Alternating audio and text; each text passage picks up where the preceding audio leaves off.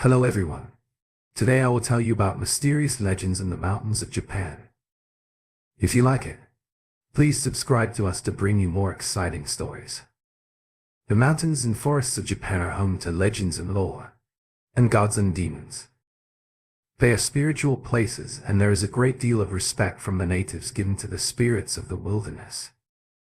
Ghosts, yokai, humanoid creatures akin to fae and cryptids make the forests and mountains their homes, as well as the animals and humans. Today I'm joined by Horror Over Coffee. So be sure to check his channel out and subscribe now. Let us take our first steps into the wilderness. This happened when I was at university. I had a part-time job in a bar and I heard this story from a regular customer. He was in his late 20s. I'd say he was an office worker. He's from Ibaraki, and so am I. So we naturally had a few mutual topics of conversation to share. There's places in Ibaraki which are famous for fireflies, and we spoke about other things like places of interests and things from our rural hometowns. It was nice. One night, after all the customers had left, he was sat at the bar and we were talking, while I was washing some stuff up. He looked at me and started a conversation. Okay, you can laugh if you want, but started speaking to me and the bar owner in a very matter-of-fact manner. After that he had a story he wanted to share with us. He said he returned to his hometown to visit his parents during the summer holidays. He said that he wanted to see the fireflies that I said our hometowns were famous for, so he went on a solo drive to find a good viewing spot. But even though we are both from Ibaraki, his hometown was a good distance away from mine. He called a friend of his and asked for a good spot to go to see the fireflies. His friend knew of some farmland, which was at the foot of a mountain, about a 30-minute drive from his place. The houses in that area are few and far between, and if the moon hadn't been full and bright that night, then it would have been pitch black out. There was additional light provided by the hordes of fireflies. He parked his car along a mountain road, as far away as he could from any neighboring houses, so he wouldn't be spotted and told to move on. He watched the fireflies while drinking some beer he brought from home. He was loving it. He described the fireflies as elegance. He was really at peace with himself. In order to sober up, he took a nap in his car and he planned that when he woke up he would head back home. When he did eventually wake up, he had the urge to pee. He didn't know what time it was. He just got up and stepped out of the car. After he got out of the car, I wanted to take one final look at the fireflies, and that's where I saw something. On the left side of the road there were rice fields, and on the right you can see a thicket of trees which surrounds the base of the mountain. Above them there was a path leading to the mountains, quite close to where he left his car. The path was more like a tunnel, as the trees seemed to create a natural roof. They encircled the path. He took a look down this path and he saw something move from deep within the shadowy trees. Even though the moon was full and the moonlight was abundant, the thickets of trees were shadowy. His eyes had grown accustomed to the dark and he was struck with a primal fear of being alone in the woods in the dead of night. Yet he couldn't look away. He kept his eyes on the dark part of the tunnel where he thought he saw something move. And then he saw it again. There was definitely something moving in there. A chill ran through my body. I've never felt anything like that before. It was just pure fear. My body broke out in goose flesh. I was thinking, oh God, this is terrible. I gotta get out of here, but couldn't move. My curiosity kept me welded to the spot. I stood in the shade in the shadows, moved closer and closer into view, finally saw it. It was a man. Well, like a man. He was covered in some kind of old ragged cloth. It swayed and swayed and it slowly approached. Something just kicked in and then I was able to move. He said his legs were heavy and it felt like he was walking through water. But he was making progress. He walked when he wanted to run, though he was looking over his shoulder. He didn't want to see what was heading his way, but he didn't want to look away either. His eyes were fixed on the shadowy path that leads to the mountain. It was at this point he saw the thing clearly. It was wearing tattered and torn rags. The clothing looked like it was from a different time period. It was like the clothes worn by some nobility from the Heian period. It's Jay here. Sorry to jump in, but he was describing kanajini, a form of hunting rope from Japanese history. Here's an example, but just try to imagine it tattered and torn. Back to the story. Sure, it was a mask. It didn't even have holes where the eyes should be. The mask was bound to its face by some kind of thick rope. It didn't look instantly recognizable as a human. A featureless white masked humanoid had just emerged from the darkness of the mountainous woods. As he was watching things unfurl before him, the thing turned with nightmare precision to face him and then began to advance towards him. It moved from side to side, left foot to right foot swayed and shook erratically as it moved. By the time he got back to his car, he said that the thing was so close it could have caught him if it chose to run. Luckily, he had left his car running while he slept. He threw my car in reverse. I was so determined to get away and in such a panic I didn't even notice that I could have collided with a tree. I wasn't scared of getting into an accident. Nothing was more important to me than getting away from that thing. So I sped down the mountain passes to get back to light and back to the roads, and it took me home. While I was driving, I heard myself repeating, No, I don't know how long I'd been doing that for. Well, neither myself nor the bar owner laughed at his story. We could see that even remembering it for him was frightening enough. I thought about what he was describing, and to me I don't think he saw a ghost. The way he described that thing in the woods reminded me of the not pourable. Hi Jay again. Sorry. The inoperable is a faceless apparition. It's classed as a yokai. It lacks eyes, nose, mouth, any features that you would normally find on your own face. It has smooth skin, appear traditionally in rural settings. The primary purpose of them, revealing themselves to humans, is not really understood, but some believe that they feed on the fear of mortals. Here's a photo of one. Back to the story. He said that he gets frightened and agitated by dark places, and he hates being the last one at the office when he has to do overtime. I turn on the lights in my apartment when I go out so that when I come home the lights are always on. As far as I know, that was the only time he encountered the thing in the woods. It made me nervous, for when I visit my hometown. This happened when I was in the first or second year of junior high school. I think I was about 13 years old. I grew up in the countryside. This happened when I was in my second year of college. 7 guys, including myself, went camping, and I want to share with you what happened. We had this friend in the group who came from the countryside. He said to us that he knew of some little-known place out in the mountains for vacation. He said that we would get to camp out by the mountain stream. So we piled into 2 cars and headed out to the place he recommended. We drove for 3 hours. Our countryside friend told us that once we got on the highway it would only take about an hour, and even then, when we got off the roads, we would have to hike a mountain trail. It took about 30 minutes, but it felt like forever. After that long drive, some of those mountain roads were so narrow and overgrown that I was praying no one was coming in the opposite direction. One of the friends in my car remarked how overgrown it was, to which my countryside friend replied, Yeah, no one knows about this place. It felt good, like we were on an adventure. After a while, the mountain stream our friend promised came into view. It was amazing. It was surrounded by mountains and it felt like we owned it. I don't know if that sounds a little arrogant, but that's how I felt. There was even a waterfall, and it wasn't a small stream. Maybe I should call it river. It was wide in parts. We were all alone. I mean that in the sense that we felt completely off the grid. I liked the idea until I noticed a building jutting out of the mountains on the west. It looked like a school. We settled in after pitching our tents and had some lunch. We played around in the river, and when the sun began to set, we lit a campfire and drank. However, the snacks and the booze ran out quicker than we had anticipated, so we split up. One team went on a booze recon mission and the others minded our campsite. This happened at around 10 p.m. I didn't volunteer to go to the store. I was fine with just sitting around. We had no torches. We watched as our friends head off under the watchful light of the moon in one of the cars. We turned on the headlights of the other cars so we could have some light.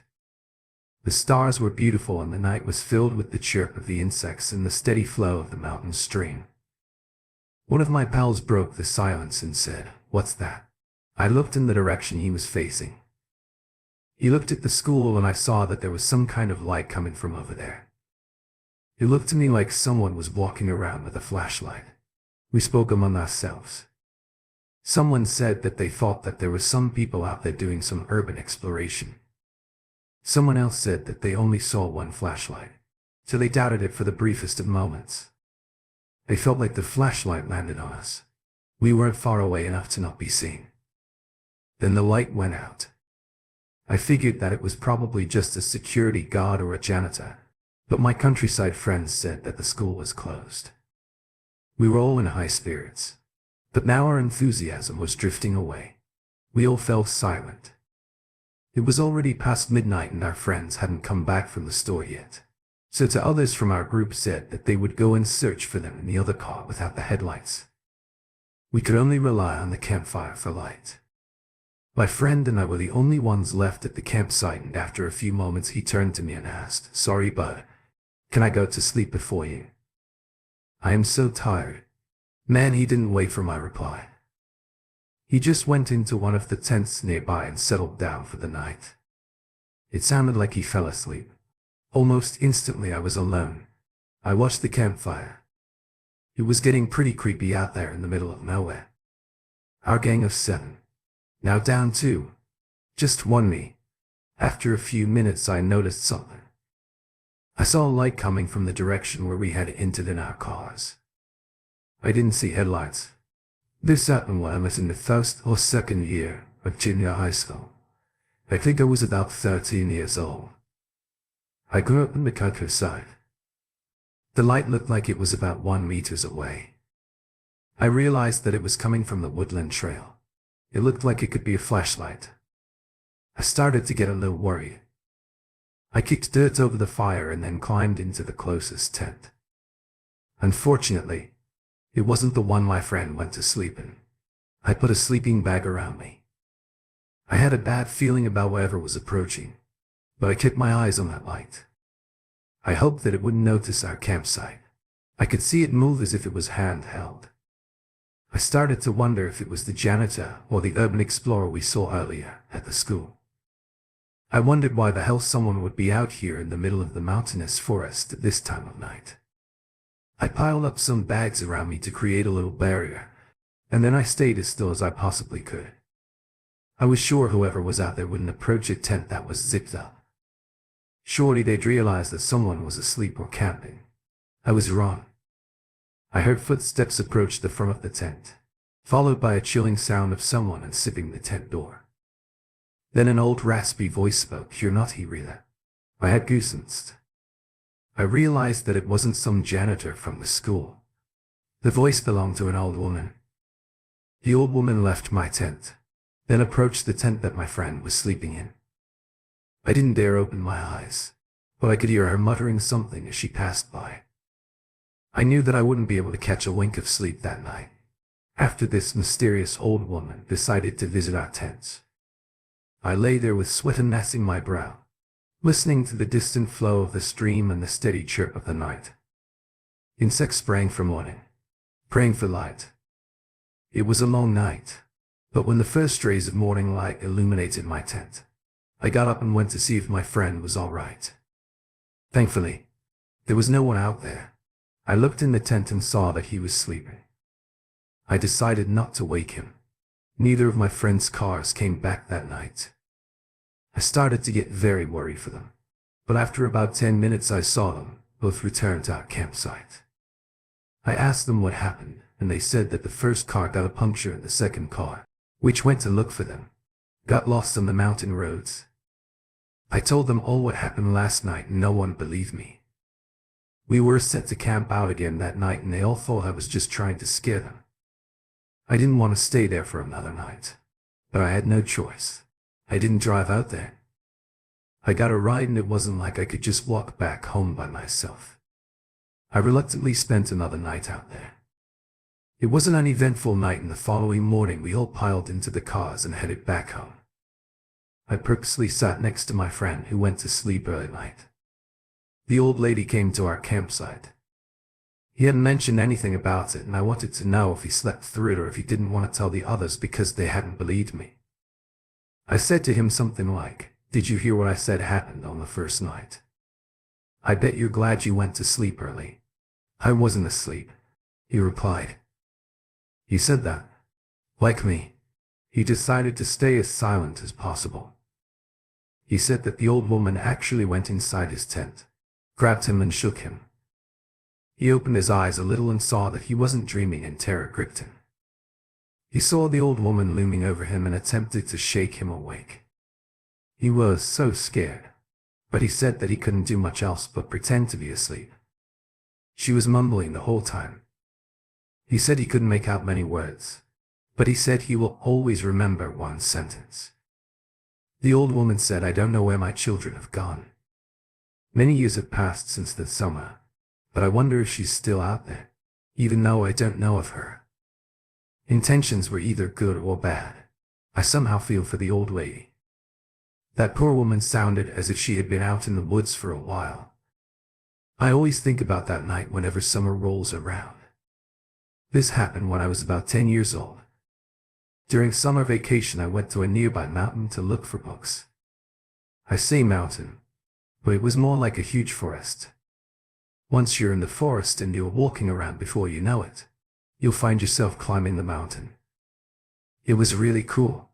Felt like a miniature Mount Fuji to me at that age, and the forest felt like Aokigahara. There were 4 of us in total on the day that this happened. We woke up early in the morning and headed off into the woods. It rained overnight and the air had moisture to it. I remember seeing mist layered thick around the mountain and the forest floor. I thought that we wouldn't find many bugs because it rained and the ground was so wet. It was strange. We were able to find quite a few books like stag beetles, and I saw saltwater beetles too. We kept searching for bugs without realizing that we were going deeper into the forest. I found a rare bug, one I had never seen before. I'll try and describe it. It was about the size of a drone beetle. If you don't have that reference, I've added a photo on screen now. It was like one of those. Only the pattern on its back was different. It also looked like it had hair growing on its back. The only type of drone beetles I had ever seen before were green ones. They had no patterns on their back when they had no hair either. I haven't personally seen this bug yet, since I was excited because I thought that I had found a really rare bug. My friends gathered around and they agreed with me. They hadn't seen it before either. Then we found another book. It was a butterfly or maybe a moth. It looked like an emperor moth or a Japanese lunar one. Here's another photo. It was a similar shape and color, but, like the drone beetle, it had a strange pattern on. It was really big. I was so excited and the tension was so high I didn't want to let these rare bugs get away. So we had to be very careful when we were trying to get them in the nets, then into our containers. We went further and further into the forest, where the grass and the bush grew thicker and wilder. There, sure enough, we managed to get ourselves lost and separated from the trail. I started to feel tense. We tried to find our way back to the main paths, but we couldn't. I started to sweat. It was really weird. It was like I suddenly had a fever. I felt tears well in my eyes. I knew how bad it was to get lost in the woods, but then we stumbled across a small stream in a clearing.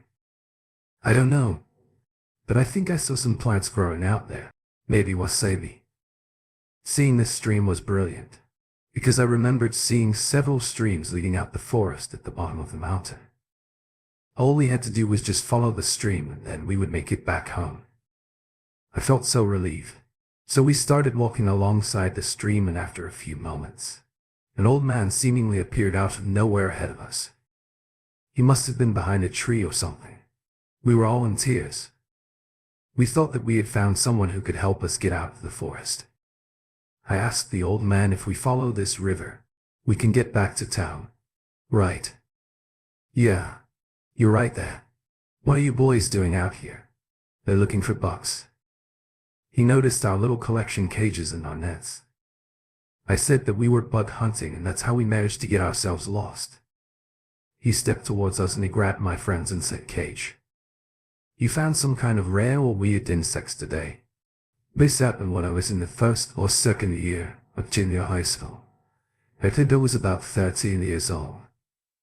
I grew up in the countryside. Right, he asked, and we just nodded.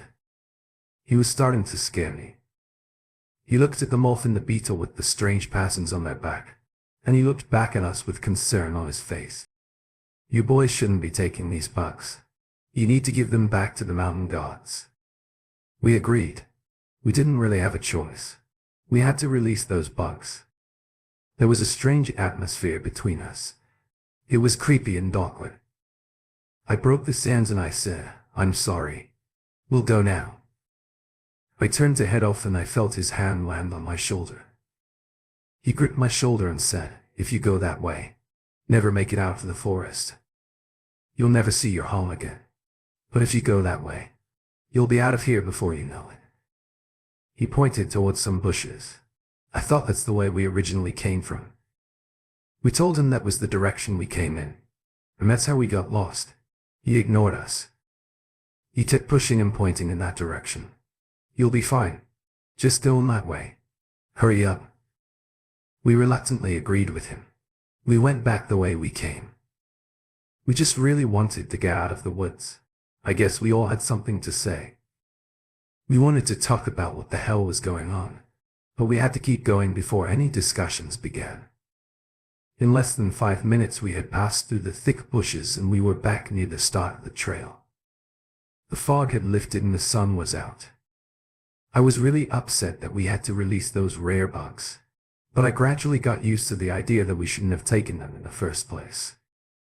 When I got home, I told my granddad about what had happened and how I got lost on the mountain. He was really annoyed and angry at me. I had never seen him angry before.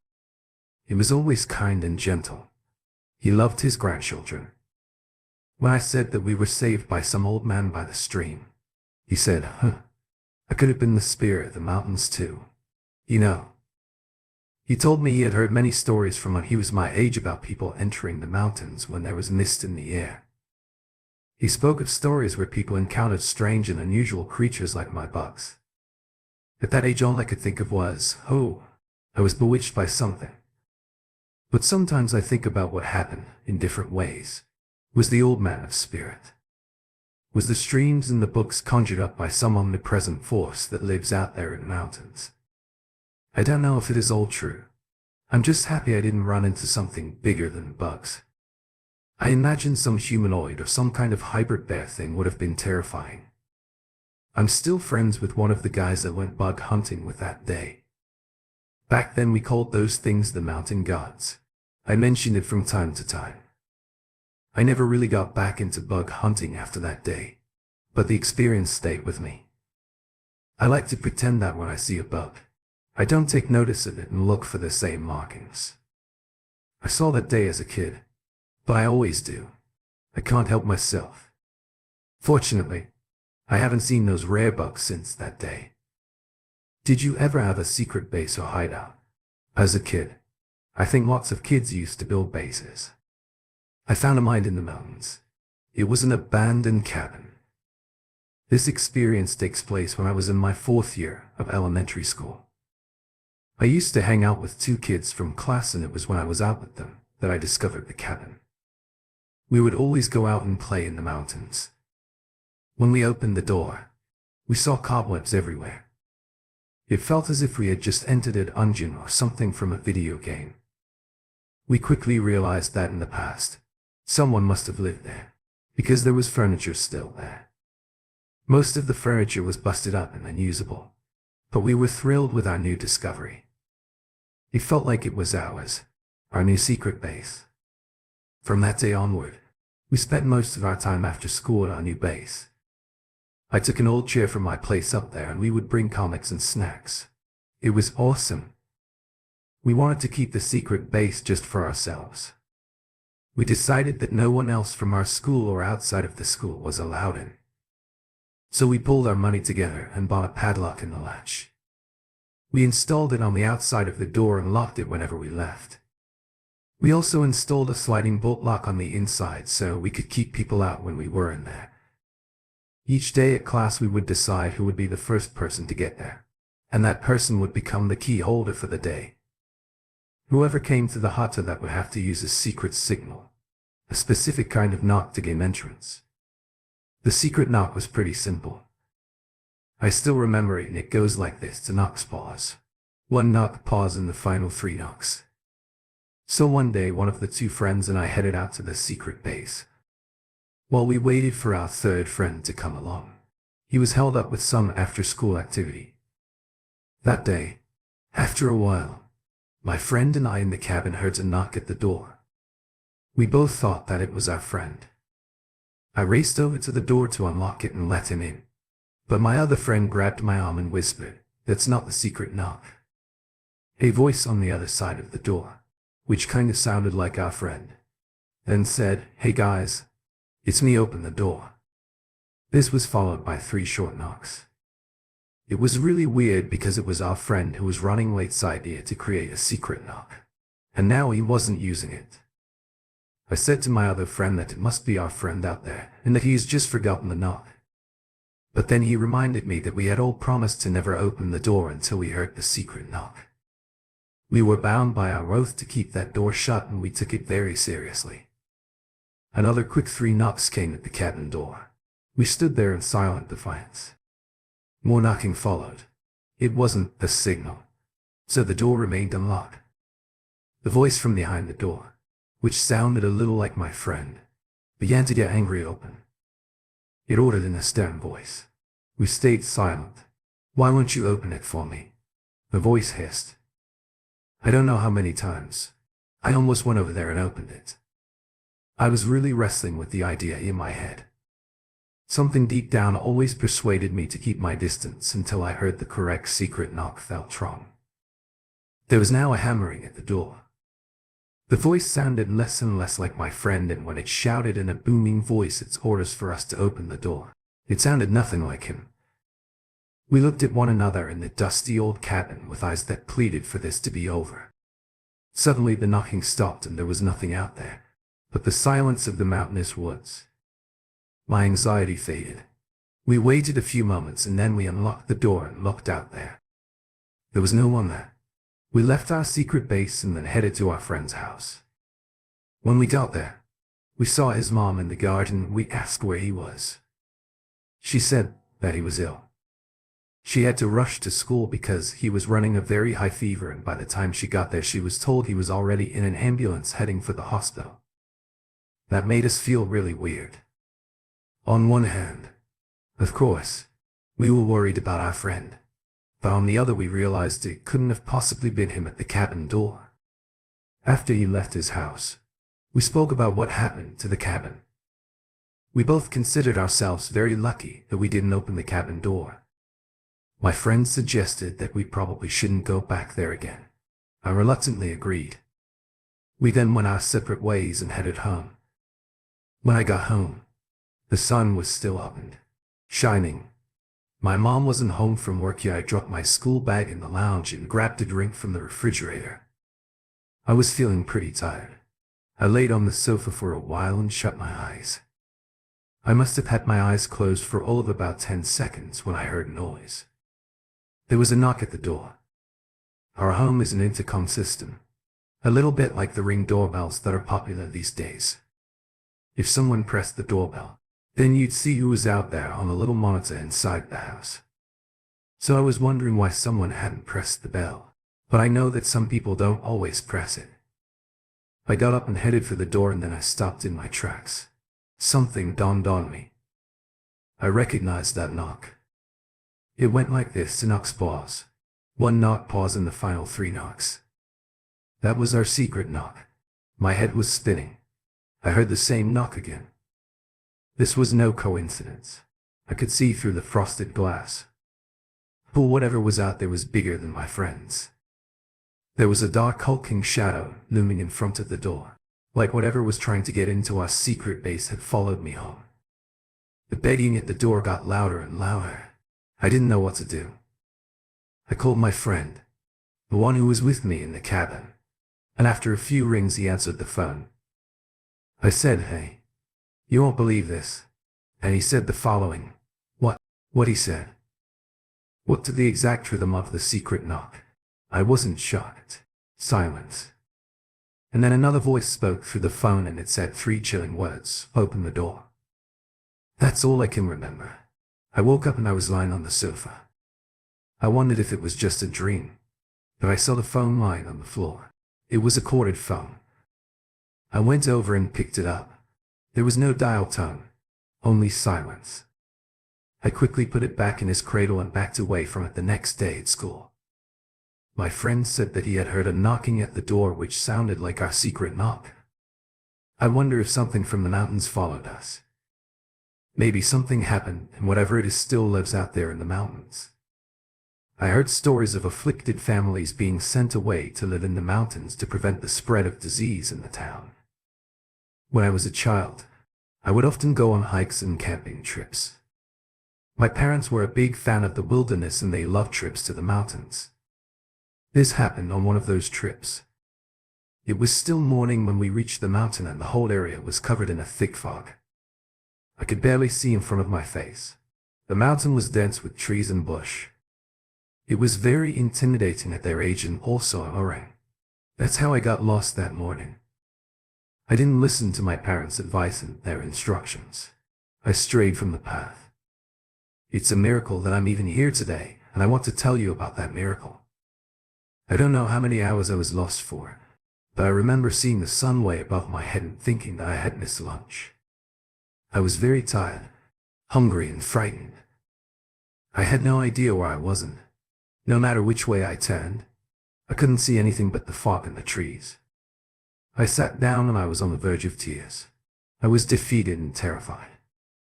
I noticed the presence of a person just beyond my left shoulder. They moved forward to be beside me. I expected it to be one of my parents, but it wasn't. It was someone that I'd never seen before, a total stranger.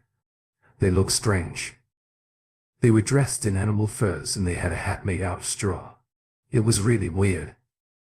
The strangest thing about this person was their height. They were very tall. I remember thinking that they were at least 2 foot taller than my dad.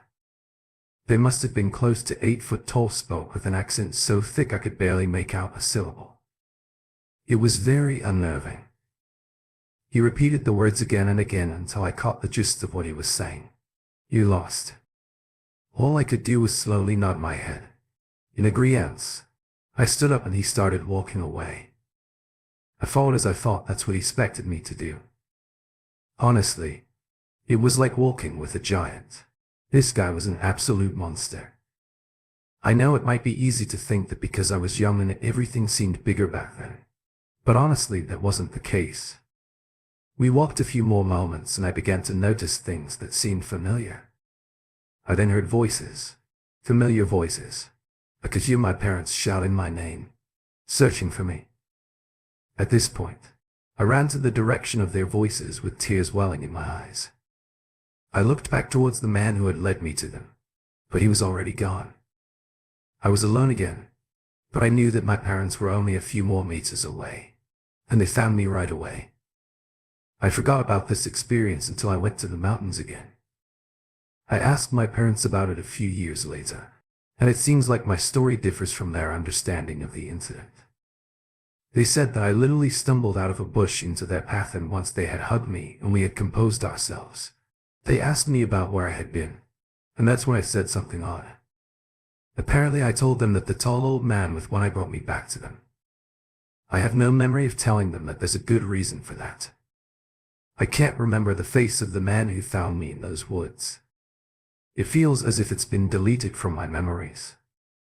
I wonder if he really did have one eye, or maybe he had something covering his eye. Who knows? I've been back to those mountains many times since then, as a kid and as an adult. Sometimes I leave a little something out there, like an offering, some liquor or food, just in case the guy who saved me comes across it.